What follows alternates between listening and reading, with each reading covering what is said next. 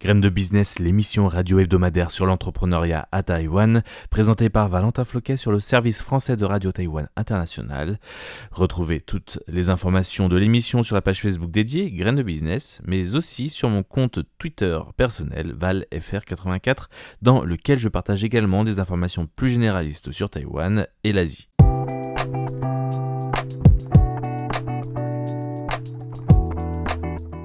Le magazine des jeunes entreprises à Taïwan, Graines de business.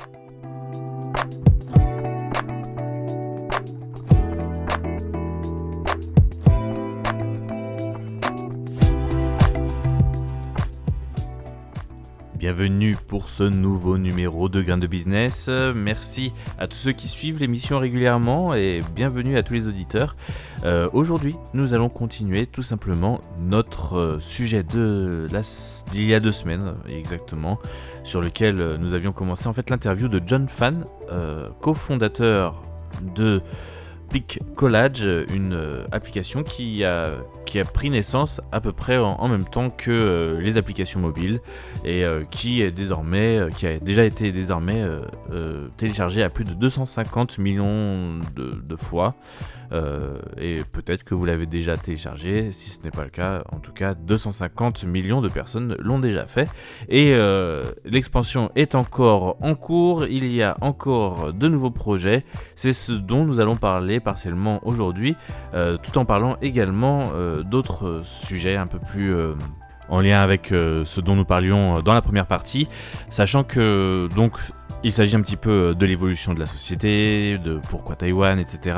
Et on va continuer aussi un petit peu sur cette lancée en parlant donc de qu'est-ce qui a marché, pourquoi cette société a fonctionné et aussi pourquoi Taïwan au lieu de Singapour, les profils sont divers, donc pourquoi tout ça.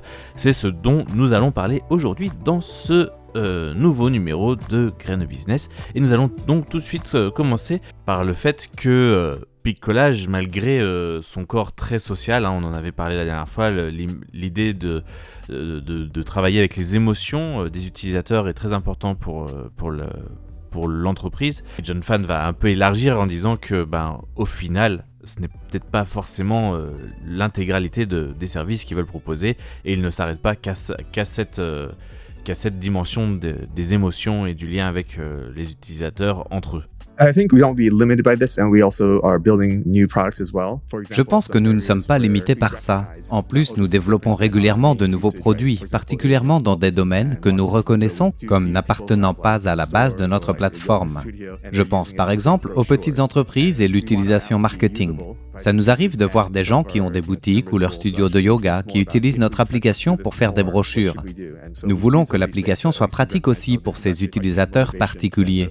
Et certains membres de l'équipe de Pick Collage réfléchissent si c'est pertinent de continuer sur ce marché. Mais on est au courant que c'est assez différent du cœur de notre métier qui vise plus l'utilisation familiale. Un autre exemple que je peux citer sont les écoles. L'application est en réalité très populaire dans les établissements scolaires. C'est en vérité une application qui est utilisée dans beaucoup de programmes éducatifs des écoles primaires aux États-Unis. Dans ce domaine, le support est principalement un iPad. Et donc, au premier abord, l'application est téléchargée à titre éducatif.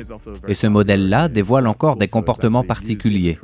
Je pense particulièrement au fait que le téléchargement s'opère souvent par 1000 ou même 5000 téléchargements en une seule journée à Los Angeles. Ce qui se passe, c'est que les applications ne sont pas téléchargées individuellement, mais directement par les établissements à travers leurs responsables informatiques. Donc, ce dernier gère les 5000 tablettes de son établissement en même temps et ordonne le téléchargement à travers la gestion réseau simultanément. Un système un peu complexe auquel la technique doit aussi répondre pour John Fan. Et dans ce cadre, le mieux est d'avoir une bonne équipe. Et justement, John Fan continue cette interview en décrivant un peu son équipe, en quoi elle consiste et qu'est-ce qu'elle a de particulier. In terms of our team, we're a registered US corporation, Delaware C Corp, but we've grown out the team in Taiwan, so we have. En ce qui concerne notre équipe, nous avons une société enregistrée aux États-Unis dans le Delaware, mais nous avons fait grandir notre équipe à Taïwan. Donc nous avons 75 membres permanents dans notre équipe. Puis s'ajoute à ça 15 stagiaires et freelance. La plupart sont installés à Taipei. Pour les autres, nous avons quelques personnes à Vancouver et aussi quelques personnes qui nous aident tout autour du monde. Donc nous restons principalement une équipe taïwanaise. Mais ce qui est intéressant, c'est que nous sommes assez chanceux pour avoir pu créer un groupe avec de la diversité, avec bien sûr des personnes venant de Taïwan, bien évidemment, mais aussi d'Angleterre, des Philippines, d'Inde, et qui, pour la plupart, ont affiché leur intérêt de venir à Taïwan. Il y a donc environ 25 personnes qui ont un profil international parmi les 75 personnes permanentes de notre équipe. Ça a été une des choses qui ont été intéressantes de construire à Taïwan. John Fan a également expliqué par la suite que son entreprise, sa société avait été un succès, notamment, et ce qu'il a analysé après, à travers donc ce côté émotionnel des applications dont on parlait tout à l'heure. La chose, c'est que pour lui, qu'est-ce qui fait que cette recette marche toujours et comment il compte aussi la continuer? Il nous explique ça tout de suite. So, sometimes when something works, it's hard to say exactly why it worked. Parfois, quand quelque chose fonctionne, il est difficile de savoir la raison de ce succès. Je pense que nous avons un ensemble de cofondateurs qui est très divers, un qui a grandi en Asie du Sud-Est, un en Amérique latine, un au Canada, et puis moi qui ai grandi aux États-Unis. Mais nous avons tous un lien avec Taïwan, et nous avons donc choisi de créer cette société autour du mélange. Cela se traduit aussi par celui des genres ou encore des compétences. Par exemple, je suis ingénieur, et les autres fondateurs ont des parcours différents, et nous faisons en sorte que chaque nouvel élément dans la société apporte quelque chose de différent à ce mélange, que ce soit des perspectives sur les produits, ou des expériences sur les utilisateurs, ou encore dans la façon de développer les technologies, ou dans la manière d'aménager l'interface. C'est un peu tous ces facteurs réunis qui ont fait le succès de cette application.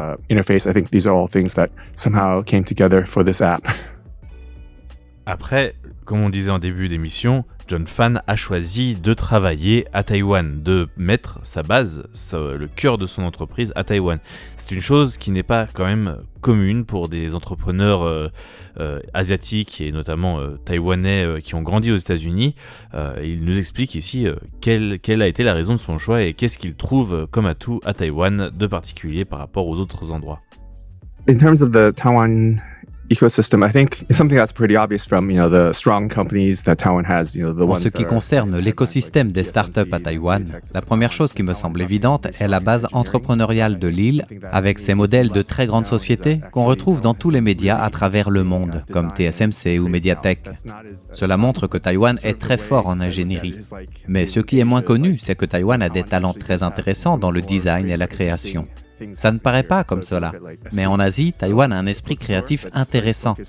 Par exemple, il y a Eslit, la librairie, mais qui vend également des objets design et d'artisanat, et qui devient donc un magasin qui est destiné au style de vie et au design. Et c'est assez particulier comme culture, si on compare à Hong Kong. Les commerces vont tourner plus autour de l'aspect financier et pratique. Même à Singapour, cela peut paraître étrange, mais nous ne pouvions pas imaginer que Peak College commence là-bas. Une société d'e-commerce comme Carousel semble faire plus de sens.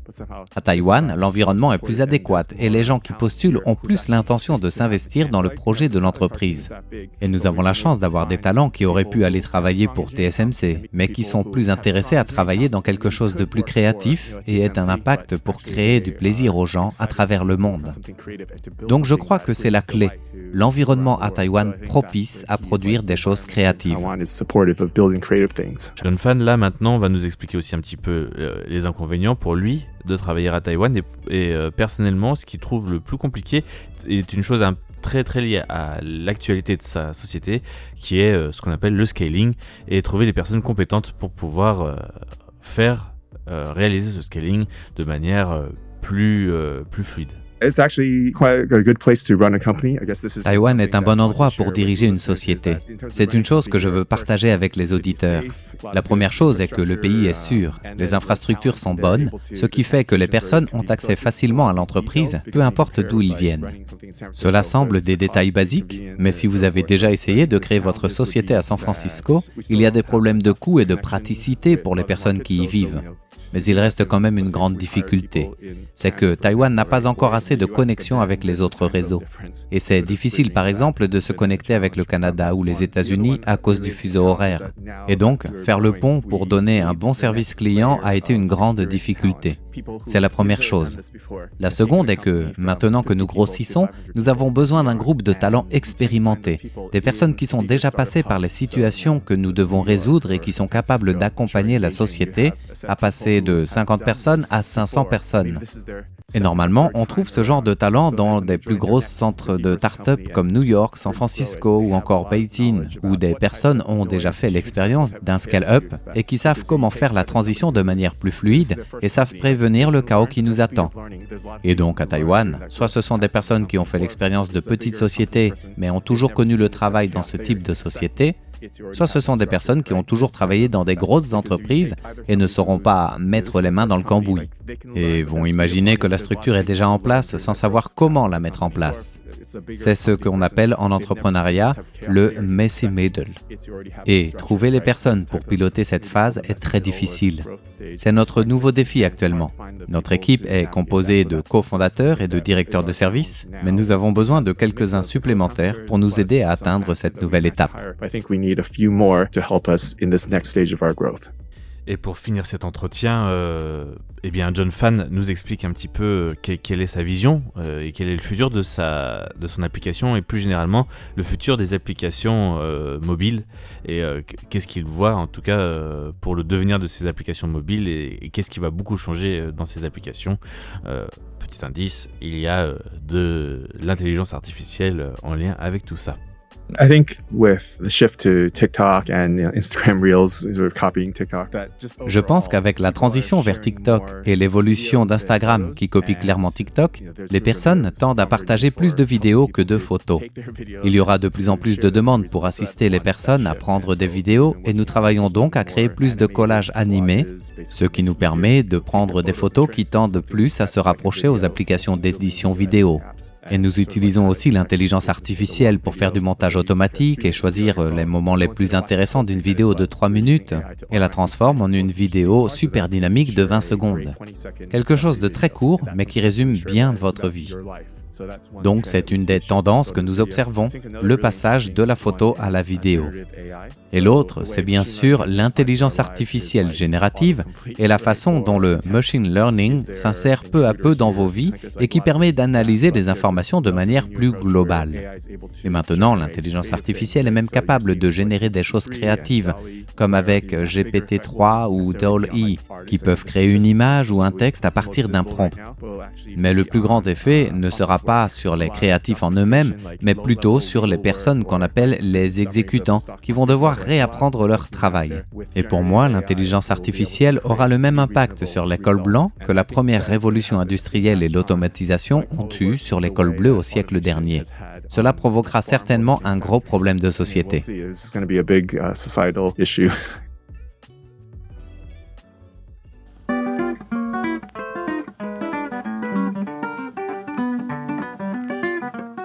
Et voilà donc la fin de cet entretien avec John Fan.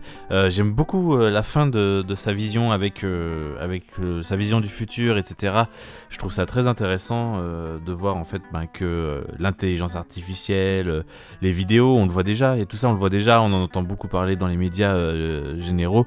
Et j'aime bien aussi l'allégorie en fait avec le remplacement, en fait, en tout cas la comparaison entre le fait que le travail manuel a été changé par du travail automatisé dans le siècle dernier et que désormais on passe plus sur un modèle où c'est le travail effectif dans les bureaux qui va peut-être beaucoup changer et on va encore évoluer vers un autre modèle de vie, de société, et c'est assez intéressant pour ça, ce témoignage au niveau de la tech.